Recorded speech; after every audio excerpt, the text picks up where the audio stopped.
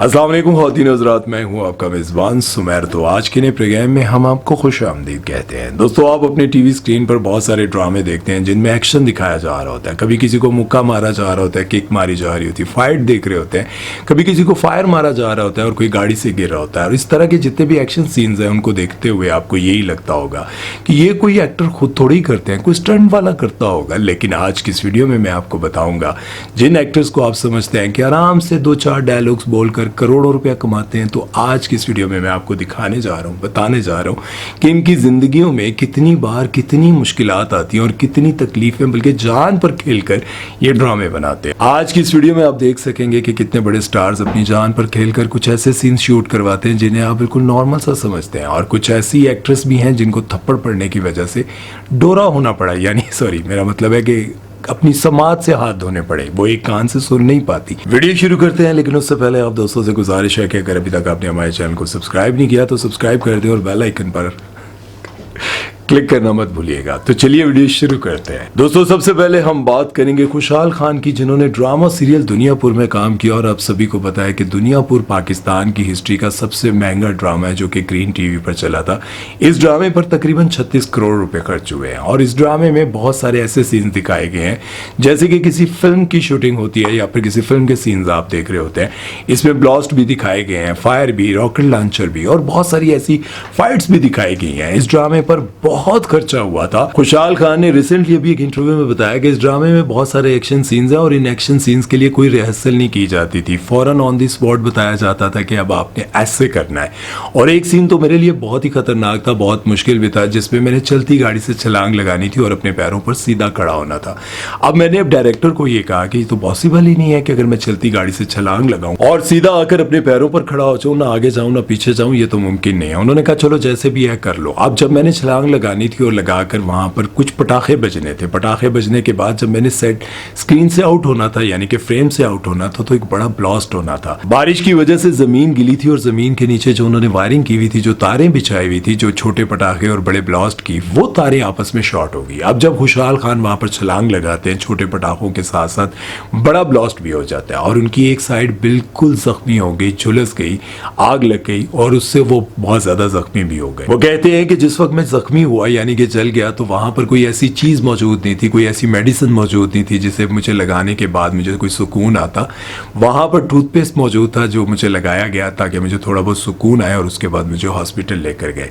अब लोगों को यूँ लगता है कि इस ड्रामे को शूट करने में बस ऐसे ही नॉर्मली शूट हो गया होगा, कोई तकलीफ नहीं बर्दाश्त करनी पड़ी होगी। इस ड्रामे के शूट पर मेरी एक पूरी साइड जल गई थी। आज से कुछ अर्सा पहले की बात है जब आपने सोशल मीडिया पर बहुत सारी जगहों पर यह देखा था कि फैसल कुरैशी को गोली लग गई, फैसल कुरैशी को शूटिंग के दौरान गोली लग गई, जिसकी वजह से वो शदीद जख्मी हो गए और बुरी हालत में, तशवीशनाक हालत में उनको हॉस्पिटल ले जाया गया। इस तरह की खबरें आपने सोशल मीडिया पर देखी होंगी, लेकिन हकीकत क्या है वो आज की इस वीडियो में मैं आपको बताता हूँ। ड्रामा सीरियल मुकद्दर की रिकॉर्डिंग चल रही थी और उस दौरान उनको गोली लगनी थी और उस सीन में उन्होंने मर भी जाना था। अब दिखाया ये था कि उनको जब गोली लगती है, वो सीन तो उन्होंने पूरी तरह कंप्लीट किया, लेकिन उसी सीन में वो बुरी तरह से जख्मी भी हो गए। अब जख्मी कैसे हुए ये मैं आपको बताता हूँ। बेसिकली ये होता ये है कि एक पूरी जैकेट पहनाई जाती है जिसके अंदर एक पटाखा दमा चीज होती है, मतलब वो पटाख करके ऐसे फटती है और उसका साउंड भी आता है और उसके बाद वो कपड़े के ऊपर एक सुराख भी हो जाता है, आग भी फील होती है, शोला निकलता है, इस तरह से दिखाया जाता है। लेकिन बेसिकली क्या हुआ कि उस जैकेट का फ्रंट साइड भी फटा और बैक साइड जो कि बॉडी के साथ अटैच थी वो भी फट गई, जिसकी वजह से उनके जो जिस्म के ऊपर काफ़ी शदीद जख्म आया था। लेकिन सोशल मीडिया पर इस चीज़ को बहुत ज़्यादा हाईलाइट किया गया था कि रिकॉर्डिंग के दौरान उनको गोली लग गई। हुआ तो सीन गोली वाला ही था, लेकिन असल में उनको गोली नहीं लगी थी। वो जो ब्लास्ट वाली जैकेट थी वो बाहर के साथ साथ अंदर वाली साइड से भी फट गई थी, जिसकी वजह से फैसल कुरैशी शदीद जख्मी हो गए थे। अभी सीन के दौरान वहां पर खड़े हुए लोगों ने, जिन्होंने अपने मोबाइल से वीडियोस बनाई थी, उनको सोशल मीडिया पर वायरल होने का, यानी कि अपने अकाउंट को वायरल करने का एक अच्छा मौका मिल गया। उन्होंने इस वीडियो को खूब वायरल किया और कहा कि फैसल कुरैशी को शूटिंग के दौरान गोली लगी, जिसकी वजह से वो शदीद जख्मी हो गए। नेक्स्ट कौन सी सेलिब्रिटी है उनके बारे में अगर आपको बताऊं तो हुमायूं सईद है, जिनका एक कान का हिस्सा ही उड़ गया था रिकॉर्डिंग के दौरान। ड्रामा सीरियल जेंटलमैन की शूटिंग हो रही थी और आप लोगों ने उसमें देखा होगा कि जब यमुना ज़ैदी को हुमायूं सईद बाजियाब करवाने आते हैं, वहाँ पे छुड़वाने आते हैं जब वो किडनैप हो चुकी होती हैं। जब वो आते हैं वहाँ पे फायर शायर होते हैं और उस दौरान हुमायूं सईद के कान पर एक छर्रा लगता है जिसकी वजह से बहुत ज़्यादा खून, और जब हॉस्पिटल पहुँचते हैं तो पता चलता है कि कान का एक जो हिस्सा है, एक पीस जो है वो उड़ चुका था।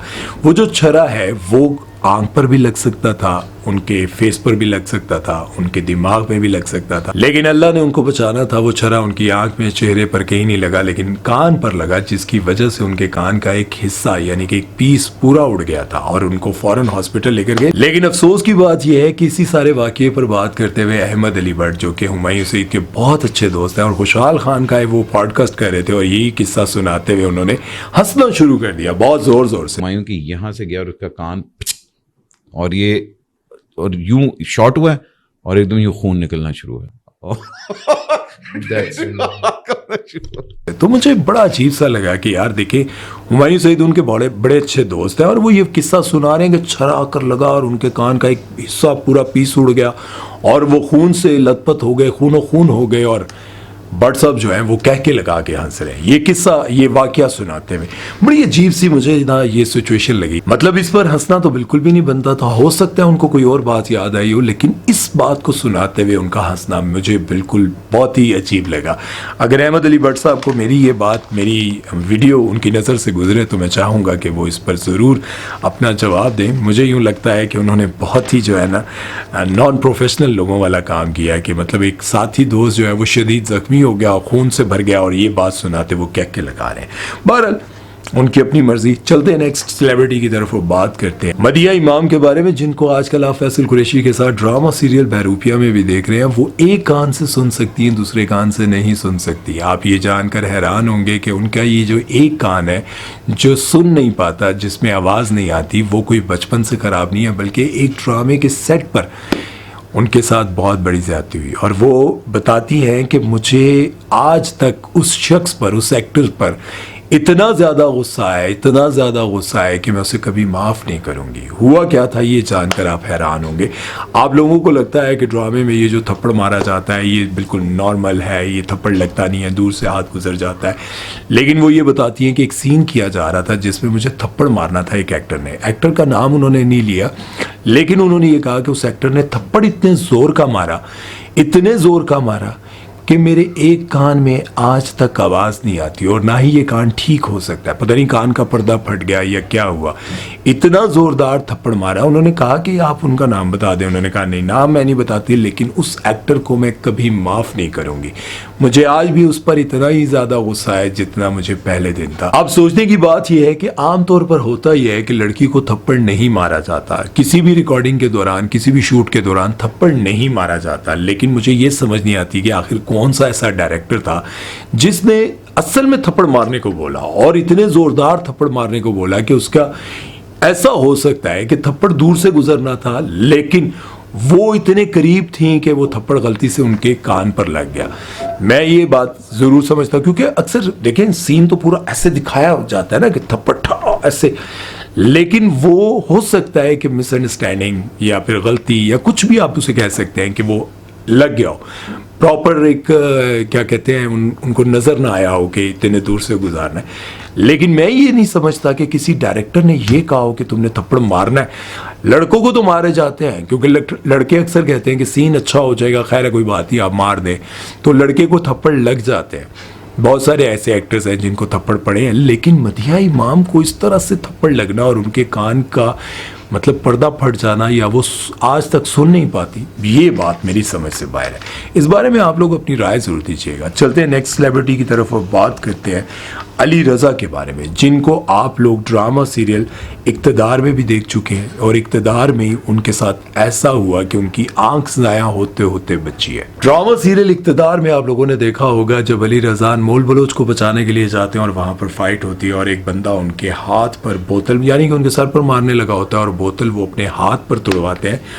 वो बोतल टूट कर वो कांच जो है उनकी आंख में चला गया था और कांच आंख में जाने के बाद उनको काफ़ी तकलीफ का सामना करना पड़ा। वो कांच उनके कहीं और भी लग सकता था, लेकिन आंख में चला गया और आंख में कांच जाने के बावजूद उन्होंने सीन पूरा कंप्लीट करवाया।